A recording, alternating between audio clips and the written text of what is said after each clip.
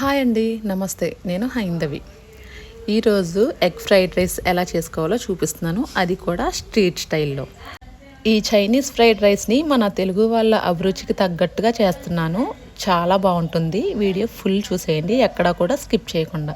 చూస్తుంటేనే నోరు ఊరుతుంది కదా. ఇంకా లేట్ చేయకుండా రెసిపీలోకి వెళ్ళిపోదాం. ఫస్ట్ వెజిటేబుల్స్ కట్ చేసుకొని పక్కన పెట్టుకోండి. నేను చూపించే వెజిటేబుల్సే కాదండి, మీకు ఏ వెజిటేబుల్ నచ్చితే అవి. తర్వాత కుక్ చేసుకున్న రైస్ని బాగా చల్లారి పెట్టుకోండి. సోనా మసూరి రైస్ తీసుకున్నాను, బాస్మతి అయినా పర్లేదు.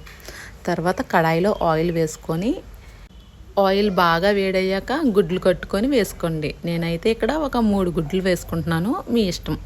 గుడ్లుని బీట్ చేసుకొని అన్నా వేసుకోవచ్చు, ఈ విధంగా అన్నా వేసుకోవచ్చు. తర్వాత కొంచెం సేపు ఆగి అందులో కొంచెం సాల్ట్ వేసుకొని ఎగ్స్ని స్క్రాంబుల్డ్ ఎగ్ లాగా చేసుకోవాలి. పెద్ద పెద్దగానే చేసుకోండి, చిన్న చిన్నగా అయితే చేసుకోవద్దు. తినేటప్పుడు చాలా బాగుంటుంది పెద్దగా చేసుకుంటే. ఆ ఎగ్స్ కొంచెం ఫ్రై అయ్యాక అందులో మనం ముందుగానే కట్ చేసుకొని పెట్టుకున్న కూరగాయలన్నిటిని వేసేసుకోవాలి. ఈ విధంగా కూరగాయలన్నీ ఒకదాని తర్వాత ఒకటి వేసుకున్నాక అవన్నీ బాగా కలిసేలాగా మంచిగా కలుపుకోండి. ముందే మనం ఎగ్కి కొంచెమే సాల్ట్ వేసాం కదా, ఇప్పుడు కూరగాయలకు కూడా పట్టేలాగా చిటికెడు సాల్ట్ ఇంకా చిటికెడు కారం వేసుకోండి. తక్కువే వేయండి, ఎందుకంటే మనం రైస్ వేసాక కూడా వేస్తాం కాబట్టి. అవి కూరగాయలకు పట్టడానికి మాత్రమే. అలాగా ఫ్రై అయిపోయాక మనం ముందుగానే చల్లార్చి పెట్టుకున్న అన్నాన్ని ఆ కూరగాయ ముక్కల్లో వేసేసుకోవాలి. గుర్తుపెట్టుకోండి, అన్నం అస్సలు వేడిగా ఉండకూడదు. టేస్ట్కి సరిపోయే ఉప్పు కారం వేసుకొని ఒకసారి కలుపుకోండి. ఉప్పు చూసి వేయండి, ముందుగానే కొంచెం కొంచెం వేసాం కాబట్టి.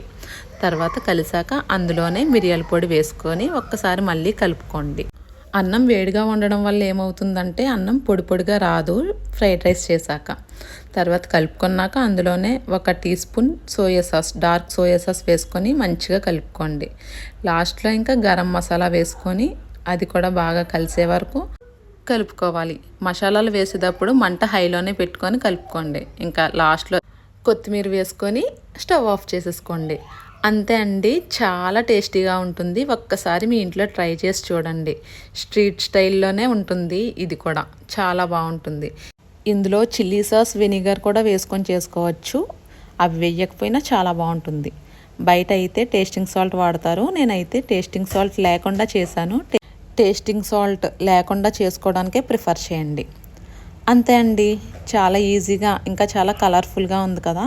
తింటే కూడా అంతే బాగుంటుంది. ఒకసారి ఇంట్లో ట్రై చేసి చూడండి. మన ఛానల్ని సబ్స్క్రైబ్ చేసుకోకపోతే సబ్స్క్రైబ్ చేసుకోండి. మన ఛానల్లో చాలా కుకింగ్ అండ్ బేకింగ్ వీడియోస్ వస్తాయి. ఛానల్ని సబ్స్క్రైబ్ చేసేసుకోండి. మీ ఫ్రెండ్స్ అండ్ ఫ్యామిలీకి షేర్ చేయండి. Thank you so much for watching. Bye.